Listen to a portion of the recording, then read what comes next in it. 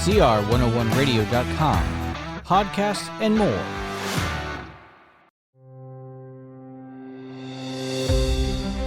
The Chalcedon Foundation presents Flight from Life, Part 2 of R.J. Rushton's lecture series, Flight from Knowledge and Life.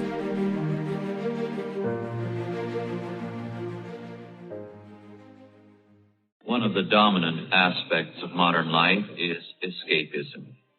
Not only in literature, but in all the arts, there is a rebellion against the realities of life and a systematic attempt to find refuge in a dream world.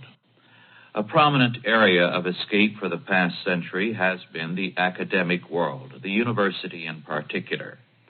Men who found the realities of a workaday world unpleasant turned to the university as a way out. It was not scholarship they loved, but the business world which they hated. To them, the test of a working world was anathema. They were, in a sense, a new kind of hermit, running away from the civilized world and renouncing it for a new way of life. Speaking of some of these men in England, the critic Edmund Wilson spoke of them as belonging, quote, to the monastic order of English university ascetics, unquote. Their asceticism was forsaking the world of capitalism and Christianity, the world of the family and its morality, for a new order, an anti-Christian one. Everything in the old world was and is to these men evil and anathema, and they denounce it with religious intensity and passion. The basic fallacy of these men was and is their flight from reality. Now, a rebellion against the injustices and evils of this world is a healthy and necessary reaction in every generation. Progress is in part a product of discontent, an unwillingness to accept the status quo, and a desire to establish better law and order, greater justice, and a stronger sense of community. Inventions have been a product of man's restlessness with inadequate devices and a desire to improve on techniques and devices. Progress, however, comes only when men move in terms of a sense of reality, not in flight from reality.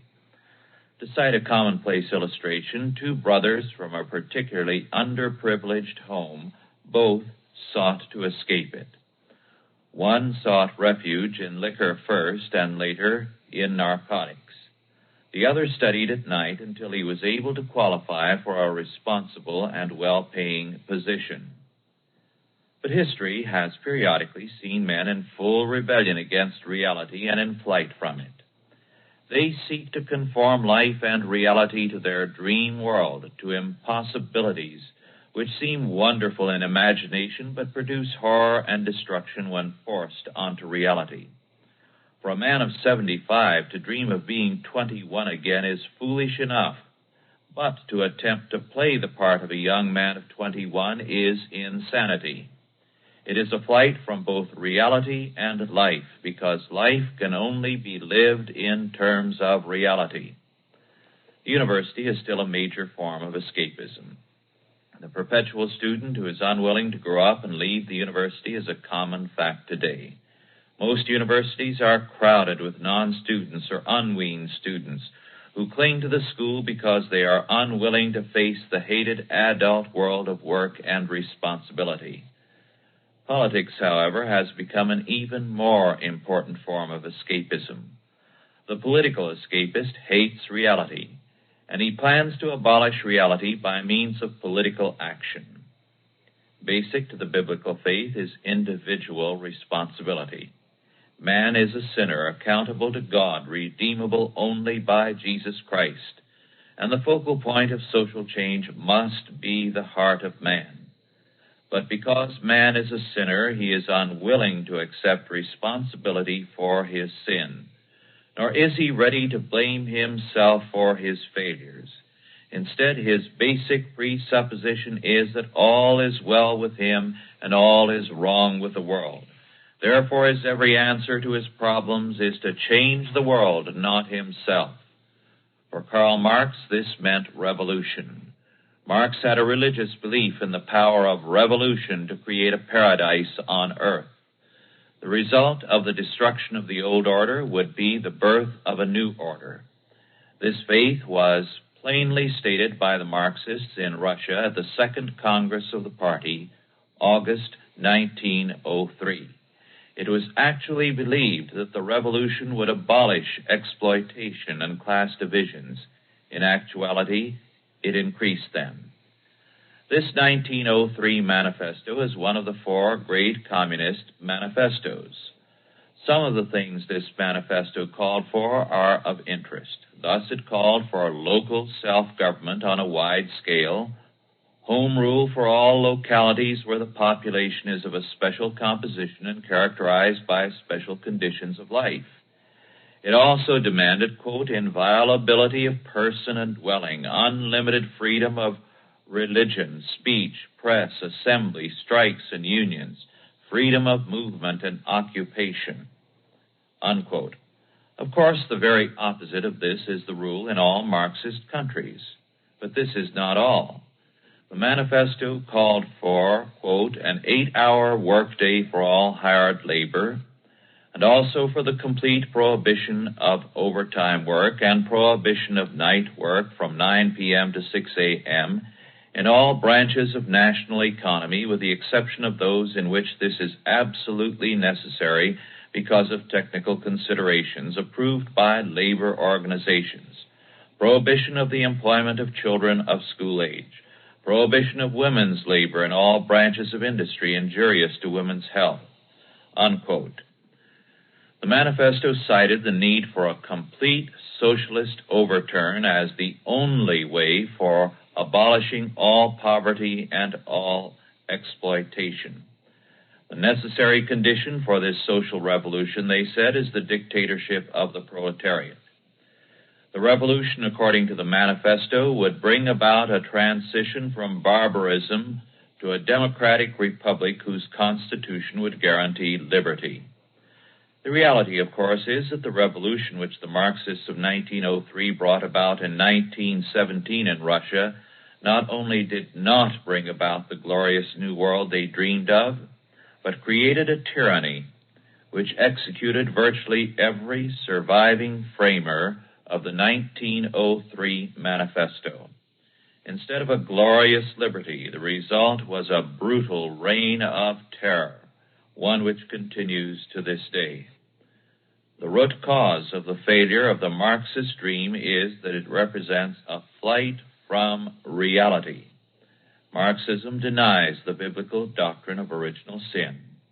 Instead of dealing realistically with man as sinner, it holds to the neutral or even good nature of man and his perfectibility. This means that instead of distrusting man and hedging him in with checks and balances in the state, Marxism trusts power in the hands of men and creates a totalitarian state. The result of this inability to see man as he is an inability to live in terms of reality. The Marxist lacks the capacity to govern because he knows neither his own nature nor the nature of man everywhere. He lives under the illusion that his Marxist dream represents inevitable historical truth instead of error. As a result, his mental perspective is no different than that of the insane. He regards his illusions as reality and insists on living in terms of his illusions. As a consequence, his government can only produce chaos and destruction. It is a perpetual hindrance to the very productivity it demands of the people. The Marxist state accuses the people of sabotaging the national economy, when the actual saboteur is the Marxist state. This flight from reality infects more than the Marxists of our time. It infects, as we have seen, the world of the university. It also infects liberalism, which builds also on the fallacious premise of the goodness of man. Some forms of political conservatism, because they reject Christian foundations, are guilty of the same illusion concerning man. every failure to recognize man as a sinner, every failure to face reality as it is before we begin to deal with it constructively, is not only a flight from reality, but a flight from life. We are running away from life if we refuse to face it as it is, if we demand that life conform itself to our illusions. Dostoevsky saw clearly the implications of the radical thinkers of his day. Starting from unlimited freedom, they arrived at unlimited despotism. Mankind was divided into two unequal parts. Quote, 1/10 is to enjoy absolute freedom and unbounded power over the other 9/10. The others must give up all individuality and become something like a herd, to attain through boundless submission and by a series of regenerations a state of primeval innocence, something like the Garden of Eden, unquote. In effect, what the advocates of this socialist world demand is the right to become gods and rule over all other men. For men to imagine themselves to be gods is a flight from reality into monstrous delusions. Dostoevsky has a radical declare, quote, everyone belongs to all, and all belong to everyone. All are slaves and equal in their slavery. Slaves are bound to be equal. Without despotism, there has never been either freedom or equality. But in the herd, there is bound to be equality. The moment you have family ties or love, you have the desire for property. We will destroy that desire. We shall reduce everything to a common denominator. Complete equality, complete obedience, complete loss of individuality, unquote. Dostoevsky attempted to warn man of what was coming, but men failed to heed his warning because they shared the same humanistic illusions concerning man. They refused to face the fact of man's total depravity. They were themselves too guilty of the desire to be gods to see this urge as a sin in other men. Basic to every flight from reality is a flight from creaturehood, an unwillingness to accept the fact that we are men, not gods. Satan's basic temptation and man's original sin is the attempt to be as gods, knowing or determining good and evil for ourselves. Man was created by God to be a man, not a god, and given a glorious destiny as man under God. Man was summoned to be king, priest, and prophet under God over the earth, but man sinned by attempting to be his own God. In Jesus Christ, man is restored to his destiny. Apart from Jesus Christ, man lives under the illusion that his sin to be as God is fact, and he attempts to make his word become flesh, that is, his illusion to become fact. The consequence is destruction and chaos. Every flight from reality is suicidal. It is a flight also from life. Life can only be realized in its potentialities on God's terms, not man's. Christ's words, speaking as wisdom, are still true. He that sinneth against me wrongeth his own soul. All they that hate me love death.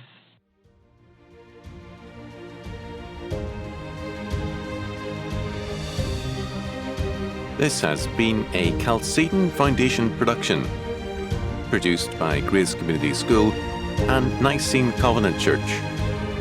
If you enjoyed this lecture, be sure to visit chalcedon.edu for more lectures and series by R.J. Rushdoony and the Chalcedon Foundation.